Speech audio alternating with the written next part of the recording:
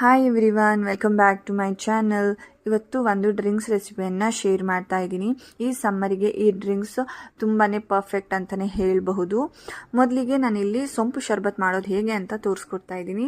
ಮೊದಲಿಗೆ ನಾನಿಲ್ಲಿ ಸ್ವಲ್ಪ ಸೊಂಪನ್ನು ಮಿಕ್ಸಿ ಜಾರಿಗೆ ಹಾಕ್ಕೊಂಡಿದ್ದೀನಿ. ಇಲ್ಲಿ ಸಕ್ಕರೆ ಬದಲು ನಾನು ಡೈಮಂಡ್ ಶುಗರನ್ನು ಯೂಸ್ ಮಾಡ್ತಾ ಇದ್ದೇನೆ. ಹಾಗೆ ಸ್ವಲ್ಪ ಏಲಕ್ಕಿ ಹಾಗೆ ಹಸಿ ಮೆಣಸಿನ ಕಾಳನ್ನು ಹಾಕ್ಕೊಳ್ತಾ ಇದ್ದೇನೆ. ಜೊತೆಗೆ ಬ್ಲ್ಯಾಕ್ ಸಾಲ್ಟನ್ನು ನಾನಿಲ್ಲಿ ಸ್ವಲ್ಪ ಹಾಕ್ಕೊಳ್ತಾ ಇದ್ದೇನೆ. ಹಾಗೆ ಸ್ವಲ್ಪ ಉಪ್ಪನ್ನು ಸಹ ನಾನಿಲ್ಲಿ ಯೂಸ್ ಮಾಡ್ತಾ ಇದ್ದೀನಿ. ಇದನ್ನು ಚೆನ್ನಾಗಿ ಪೌಡರ್ ಮಾಡ್ಕೊಳ್ಬೇಕು.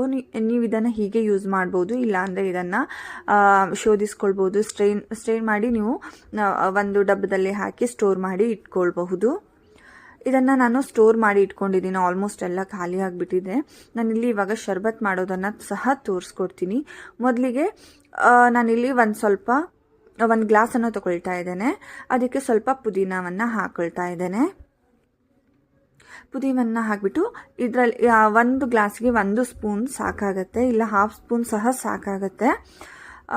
ಅದಕ್ಕೆ ಸ್ವಲ್ಪ ಅರ್ಧ ಲಿಂಬೆ ಹಣ್ಣನ್ನು ನಾನು ಹಿಂಡ್ಕೊಳ್ತಾ ಇದ್ದೇನೆ. ಅದಕ್ಕೆ ಐಸ್ ಕ್ಯೂಬ್ಸನ್ನು ಹಾಕೊಳ್ತಾ ಇದ್ದೀನಿ. ನಿಮಗೆ ಎಷ್ಟು ಐಸ್ ಕ್ಯೂಬ್ ಬೇಕೋ ಅಷ್ಟು ಹಾಕೋಬೋದು, ಇಲ್ಲಾಂದರೆ ನೀರನ್ನು ನೀವು ಫ್ರಿಜ್ಜಲ್ಲಿಟ್ಟು ಕೋಲ್ಡ್ ಮಾಡಿ ಸಹ ಮಾಡ್ಬೋದು. ಹಾಗೆ ಇದನ್ನು ಚೆನ್ನಾಗಿ ಮಿಕ್ಸ್ ಮಾಡ್ಕೊಳ್ತಾ ಇದ್ದೇನೆ. ಮಿಕ್ಸ್ ಮಾಡಿ ಇದನ್ನು ಕುಡಿಬಹುದು. ನಿಮಗೆ ನೀವು ಪೌಡರನ್ನು ಸ್ಟ್ರೈನ್ ಮಾಡಿಲ್ಲ ಅಂತ ಅಂದರೆ ಈ ಟೈಮಲ್ಲಿ ಸಹ ಇದನ್ನು ನೀವು ಶೋಧಿಸ್ಕೊಳ್ಬೋದು. ಇಲ್ಲಾಂದರೆ ಇದನ್ನು ಹೀಗೆ ಸಹ ಡ್ರಿಂಕ್ ಮಾಡ್ಬೋದು. ತುಂಬಾ ಟೇಸ್ಟಿ ಅನಿಸುತ್ತೆ, ದೇಹಕ್ಕೆ ಸಹ ತುಂಬಾ ಒಳ್ಳೆಯದು. ಔಟ್ಸೈಡ್ ಕೋಲ್ಡ್ ಡ್ರಿಂಕ್ಸ್ ಕುಡಿಯೋ ಬದಲು ಈ ರೀತಿ ಮನೆಯಲ್ಲಿ ಈ ರೀತಿ ಮಾಡಿಬಿಟ್ಟು ನೀವು ಮಕ್ಕಳಿಗೆ ಸಹ ಕುಡಿದು ನೀವು ಸಹ ಕುಡಿಬೋದು. ಇವಾಗ ಈ ಶರ್ಬತ್ ರೆಡಿ ಆಗಿದೆ. ಇಷ್ಟು ಸಿಂಪಲ್ ಆದಂತಹ ಡ್ರಿಂಕ್ಸನ್ನು ನೀವು ಮನೆಯಲ್ಲೇ ಮಾಡಬಹುದು.